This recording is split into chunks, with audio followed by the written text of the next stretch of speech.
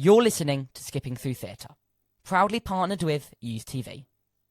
Hello and welcome back to Skipping Through Theatre, the podcast where we celebrate the magical performance from the unforgettable musicals and the powerful plays to the TV shows we can't stop talking about, and the behind-the-scenes stories that bring it all to life.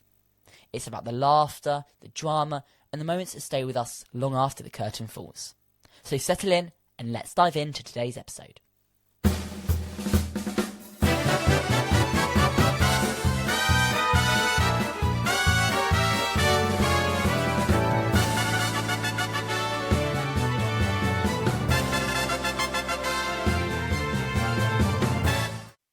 Joining us today is the incredible Kevin McNally. Kevin is known around the world for his work in film, television and theatre, and many people will recognise him as Joshamee Gibbs from the Pirates of the Caribbean films. Kevin, thank you so much for joining us. Yes, thank you. I'm very glad to have made it here finally. And we're especially excited because this is the very first online interview from the Skipping Through Theatre studio. Doesn't it look amazing? It does. It's fantastic. In my back garden, Looks actually. better than this mess back here. Right? Kevin, it's brilliant to have you with us. How are you today? I'm very well. I have been very busy, which is the way I like it. Which is why I was a bit late coming to see you. But I'm on top of the world, basically. I feel very happy to be mixing up my, acting and directing and all that sort of stuff. So I feel very happy. I'm going to take the weekend off, though, because I've been a bit too busy. Well needed. Yes. Before we talk about some of your most famous roles, we'd love to go right back to the beginning. What first inspired you to become an actor? Well, I think it was at school, really. And interestingly enough, I just went round to my local theatre to see a production of HMS Pinafore, which was the first leading part I had at school, Sir Joseph Porter. KCB. And but I loved it so much, I pretty much decided then that that's what I was going to do. And I didn't come from a very wealthy family, and I wanted to go to the National Youth Theatre, but my parents couldn't afford to send me there. But I was fortunate enough, living in Birmingham, that that year the Birmingham Youth Theatre started. And so I did that. And then I was fortunate enough, because acting's all about good luck here and there, for the local repertory theatre director, decided he needed a child actor. And so he got me in. And he then got very annoyed that he found out I'd left school just to do this. So he said he would keep me until I got into a drama school and got a proper training. And I left that at 19. So pretty much all my life I've wanted to do this, really. Yeah. You've pretty much just answered this. Was there a particular moment when you realised acting was something you wanted to do professionally? Yeah, I mean, it actually came through. I had a wonderful music teacher, still have. I went to his 80th birthday only the other month.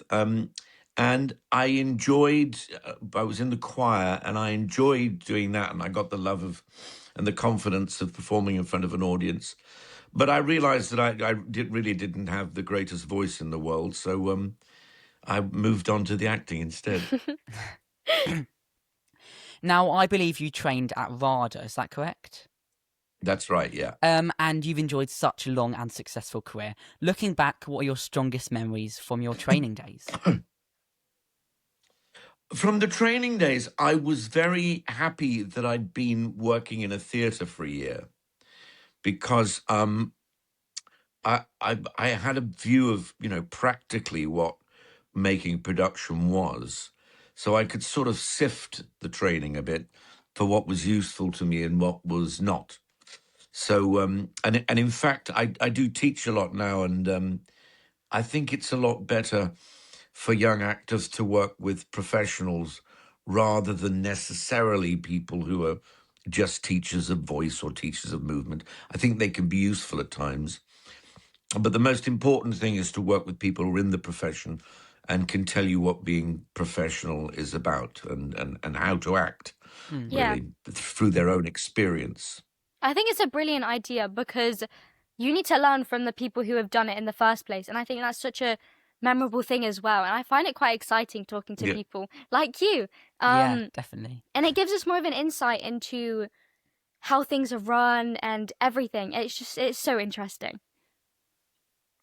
Well, it is, although sometimes my students say, "Can you give us any advice how to get into this profession?" And I always say to them, "I don't know. I didn't get into this profession. It was very different when I started. There was a lot more theater. There was, there was a load more television. It wasn't very good necessarily, but it was before the days of reality television and quizzes and stuff. So every night there were about 3 or 4 dramas on the television. So you could soak that up too. Yeah. But it's a very different world nowadays. And I worry that young actors get into the position where every job is make or break rather than being given the opportunity to do stuff that you're not, you can fail at a little bit, but it won't destroy your career. Absolutely, yeah. Certainly that year at the Birmingham Repertory Theatre was great because I played old men, I played women, I played all sorts of parts. And that was great. But nowadays, I think it's a lot harder profession to get into. Yeah. And but I certainly try by working at this school and directing their final films because I think that's more pragmatic about what they're going to go on and do later. Yeah. It really does seem like it's changed, definitely, from when you started, Oh, definitely. completely. Yeah, completely, yeah. What's the biggest lesson from those early years that still help you today?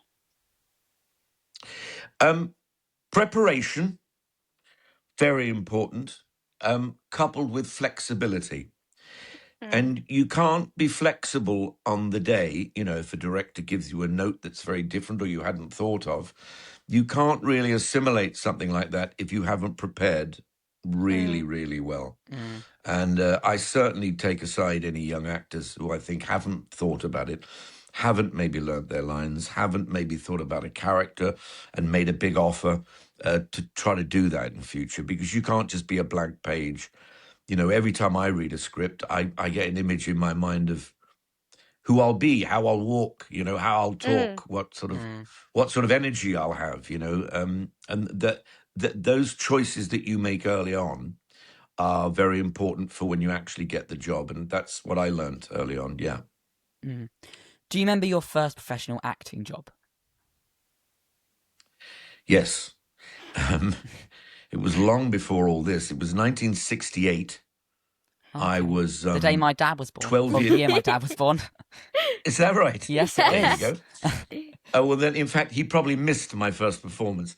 Oh. Yeah, I think this so. goes back to starting out singing.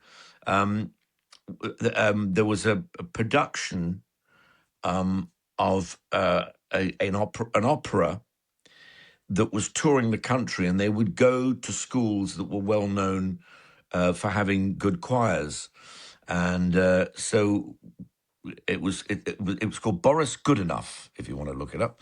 And there's one scene where this leading character gets harassed and stolen from by this group of scruffy kids. And so I was chosen one of 5 of our chorus to do that. So I got to appear on a big proper stage very briefly.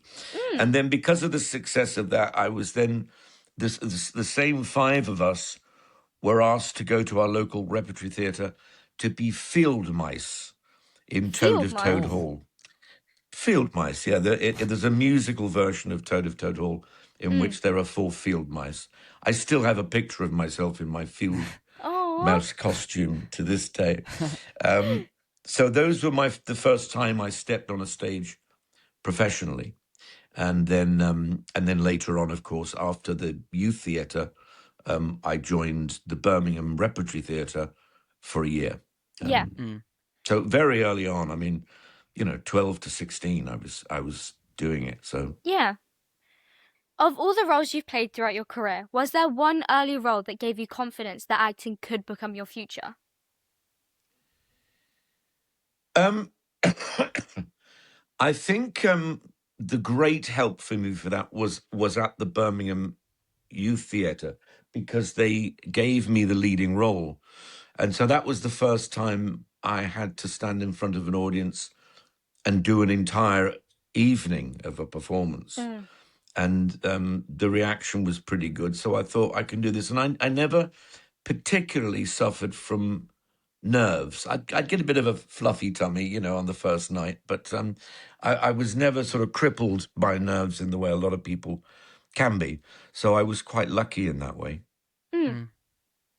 And of course, many people around the world know you as Joshamee Gibbs from the Pirates of the Caribbean films. What was it like joining the very first film? Well, it was weird because Disney had tried to make films of a number of their rides, and they'd all been flops.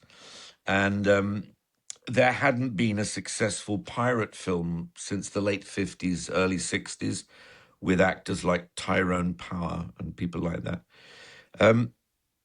So we weren't really very hopeful. And then Johnny came on with this fully fledged performance, and Disney hated it, and were constantly trying to get him to change, which he wouldn't, thank God. And really within weeks of it coming out, I mean, literally 2 weeks, we realized it was a smash hit, and we were going to go on and do more, which we did. We eventually made 5 of them, of course. Yeah. So that was extraordinary. But I wasn't really thinking about that. I was just enjoying the fact that at quite a late stage in my life, I think I was 46 years old, and I thought, well, I'm going to be, a TV theatre actor for the rest of my life.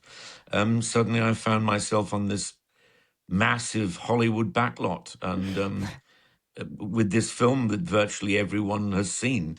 So that was a lovely little transition in my career at that point. Yeah. What was Johnny like to work with, and do you have any memorable stories from your time together on set?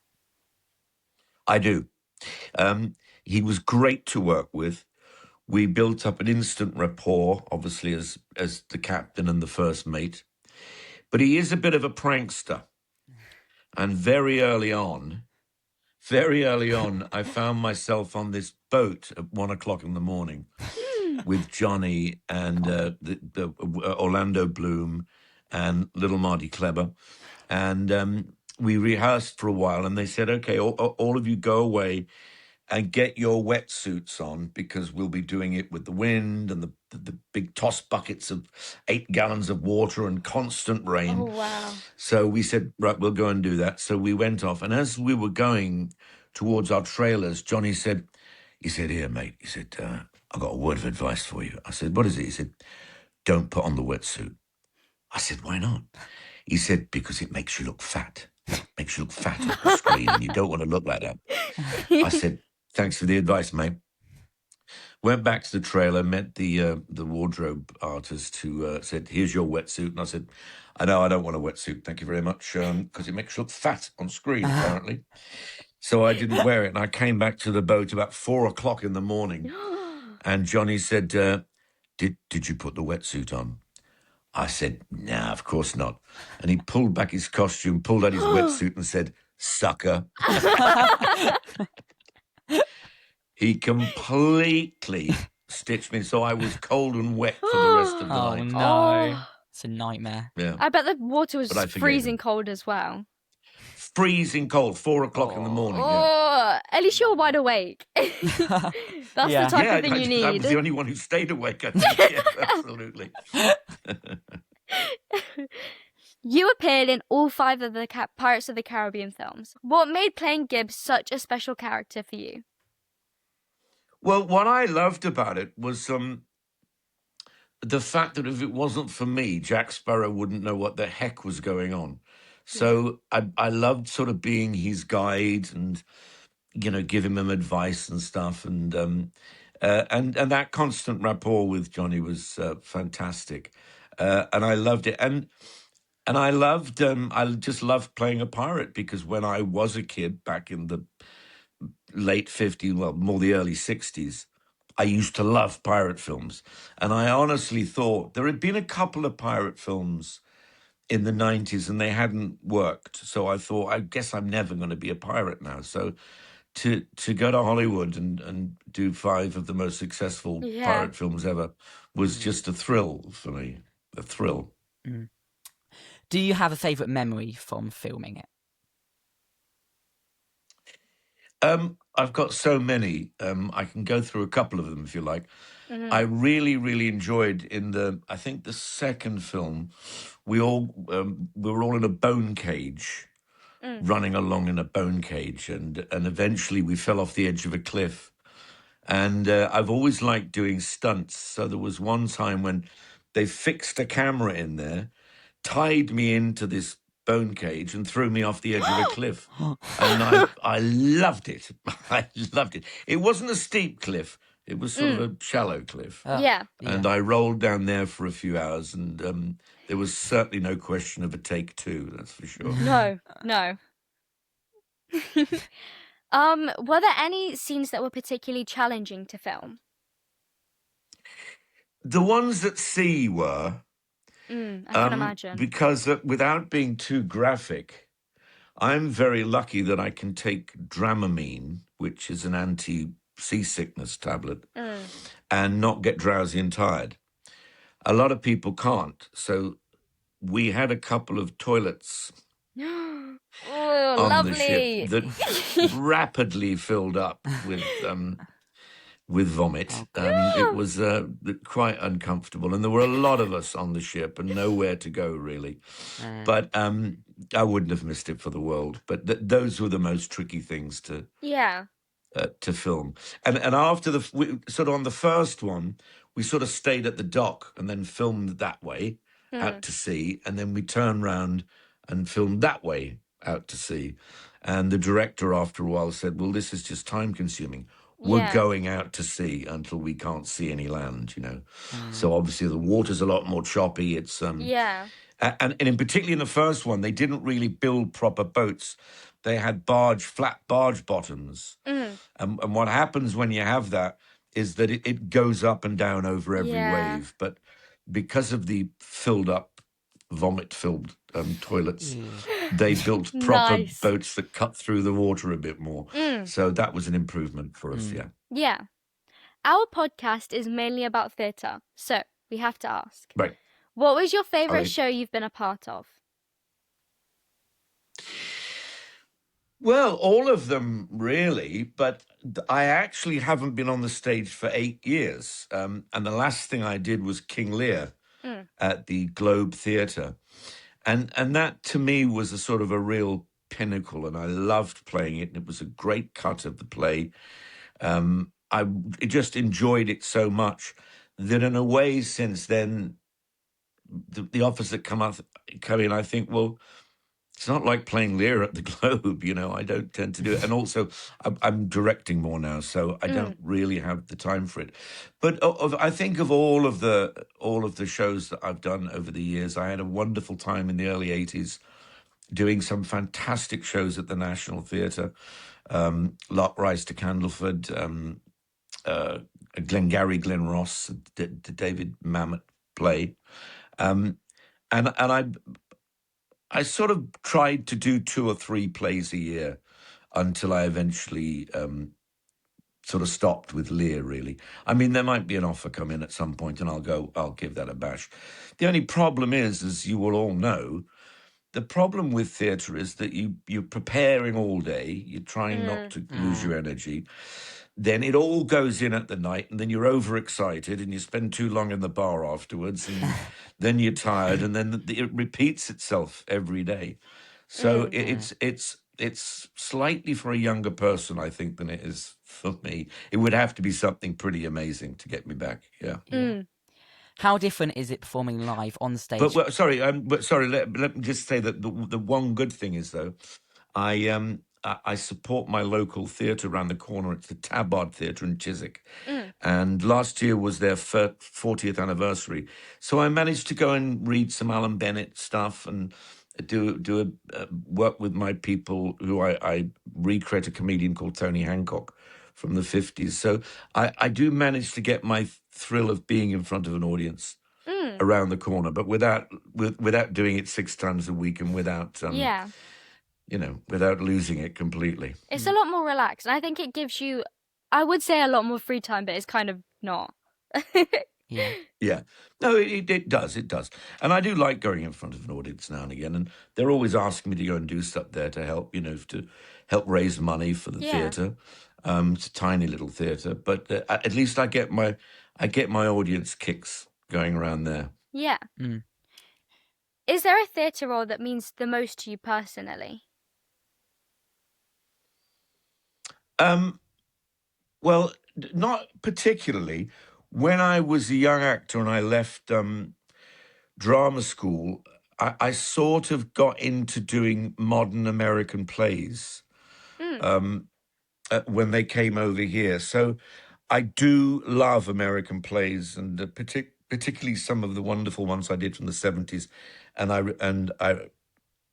I said, I mentioned Glengarry Glen Ross by David Mamet, possibly one of my favorite plays. I don't know if you've ever seen it or seen the film, but it's well worth watching. Well worth watching. So you've worked with so many talented actors throughout your career. Is there someone you've particularly enjoyed sharing the stage or screen with? Well, there's a lot I didn't enjoy sharing the stage with, I'll tell you. But yeah, I've worked with some wonderful actors, and I'm not going to point any particularly out because then the other ones will go, "Why didn't you mention me?" But yeah, I mean, just some really, really wonderful people. In general, actors who do theatre, are good at it.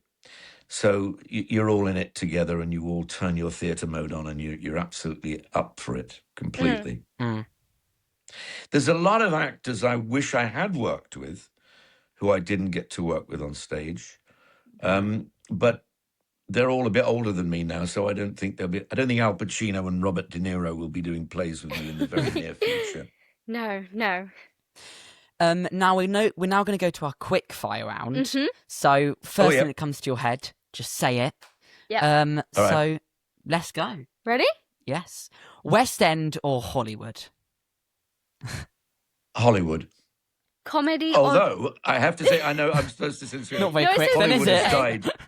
Hollywood has died, and so has the West End. So I don't know. Frinton, I don't know. Next. Okay, comedy or drama? Comedy. Favourite theatre? It's difficult. The Globe. Tea or coffee? So random. Coffee. One word to describe Joshamee Gibbs. I'm not drinking that tea muck. What's that? One word to describe Joshamee Gibbs.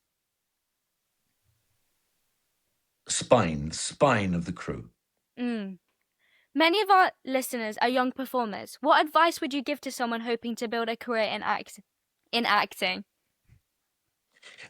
First of all, do everything that's offered to you at the beginning.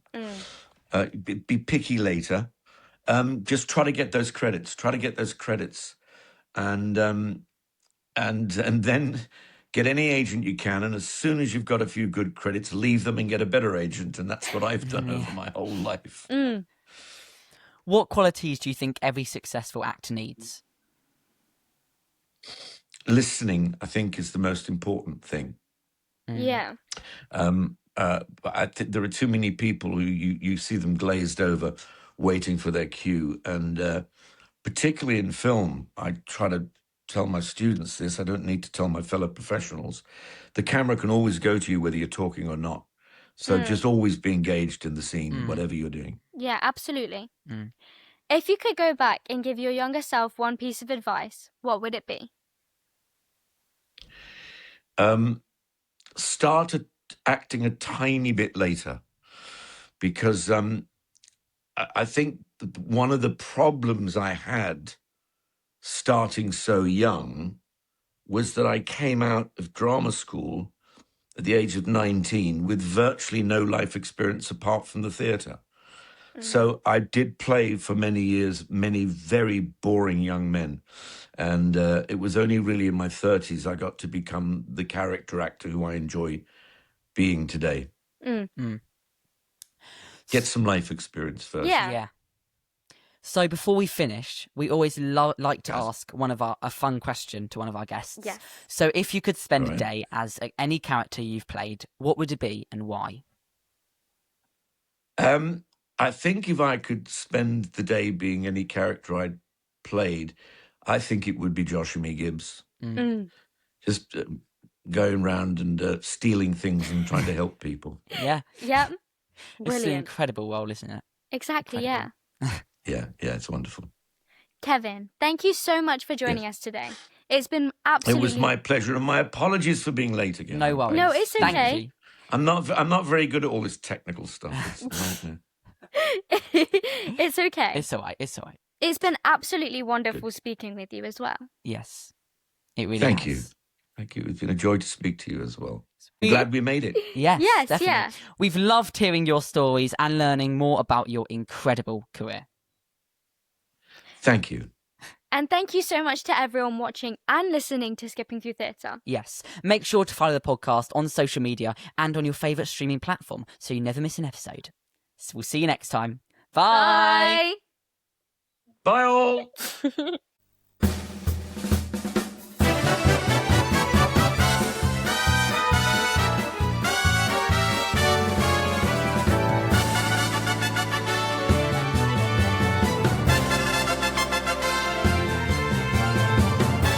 You're listening to Skipping Through Theatre, proudly partnered with YouthTV.